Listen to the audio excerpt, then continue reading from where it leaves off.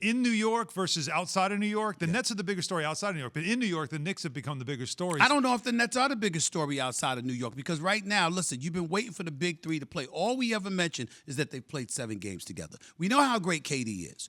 He's a champion. We know how phenomenal and box office Kyrie Irving is. He's a champion as well. But you've been waiting to see the big three.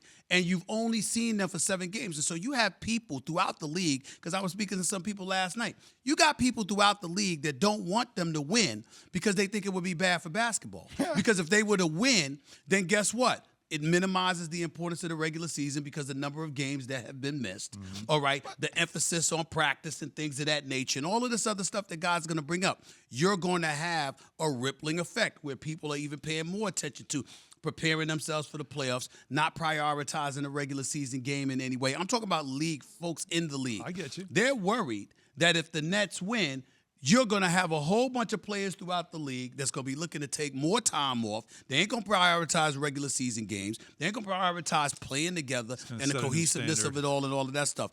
And I think it's a legitimate argument. I said this when the whole show kicked off. I said that they are the 2020 version of the Detroit Pistons. Like, not in saying how rough and tough they're going to play, but they're the bad boys of the NBA. They're going to do it the way they want to do it. They don't care what nobody says, and they're going to back each other. Yeah, but you and I both know the difference is that the Pistons showed up all the time. Well, now we're about to find out if they're going to show up durability-wise. I'm just saying, they marched city to city embracing the pariah tag. They marched city to city. They came into your town to wreak havoc. They wanted you to hate them. They didn't sit up there and say, well, you know what, we ain't going to play today.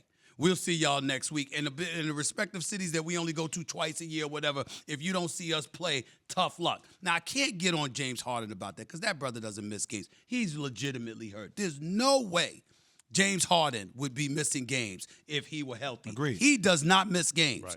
But Kyrie was off 9 months, plays 3 weeks, and then disappeared for 2 weeks and said, I need a break. I'm not talking about the latest. I'm talking about those first 2 weeks off. And then obviously, you just had a kid, God bless him and his family, and, he missed the game because of that. But before that, you announced you didn't want to talk to the media. You got bigger things on your mind and stuff like that. I mean, when you got all of that stuff going on, are people hearing that, particularly right now with COVID-19, the amount of jobs that have been lost, people that's worried about their future and what have you, they looking at you and they're like, what? And you've been off 9 months and then took off 2 weeks because you needed a break after a 9-month break? Really? That's not the real world. Even though basketball players with the money that they're making, and deservedly so, by the way, that's still not the real world. And people are going to have a problem with that, and that's how they're going to come at you with it. I'll tell you what, every league loves an evil empire. Let them become that. I think they're good for the league because you need the evil empire. You don't have that right now. No rivalries, no nothing. I totally agree with Philly's going to be their rival. Just mark that down. Go. It's not going to be Milwaukee. It will be Philly. I totally agree with you that they're good for the league if they play. Oh, they're going to play. That's all I'm saying. They're going to play when it matters. I understand that. You know that. But wait a minute. You know this as well as I do. You don't have to play all 82 games or anything like that. But the games matter, man. You can't be rolling around missing 20, 30 games without blinking. Don't give a damn, okay? Showing up when you want to, even though you got the greatest talent in the world. You're talking about Kyrie. And we're looking. I'm talking about Kyrie. I'm not talking about KD, and I'm not talking about James Harden. But Kyrie's going to – look, but that matters. You and I both know this. I understand. The way Kyrie handled this season, it's not in the – I get it. It's not in everybody's best interest for the league. But when the playoffs come, Stephen A., he's box office. No. He's box office every time he shows up. That's the point. And so if you were box office during the playoffs, then we wait for the playoffs. But when you got regular season games and you're box office during that time and we don't see you more than we do see you, that becomes a bit problematic because it elevates the level of frustration because, again, you want to be seen as marquee. Well, all of those guys that we talk about marquee, what did they have in common? They embraced the marquee, and they showed up. Are you saying Kyrie's not going to show up in the playoffs? Is that what you're telling me? Not at all. Of course, I think so. He's going to show up and show out. It's a gripe that I feel like a lot of people have. But when the playoffs come, I guarantee all that's going to go away. That's going to go away. See, I can't listen to somebody like you. Why? Say that. Because Jay Williams, I happen to remember that you were a star. Oh, I was a dog. Listen, but you wanted Not to that kind show. Of dog, Keith, you wanted to show up. You knew. Listen, Kyrie loves and idolized the late Kobe Bryant, God rest his soul. What was the number one thing about Kobe?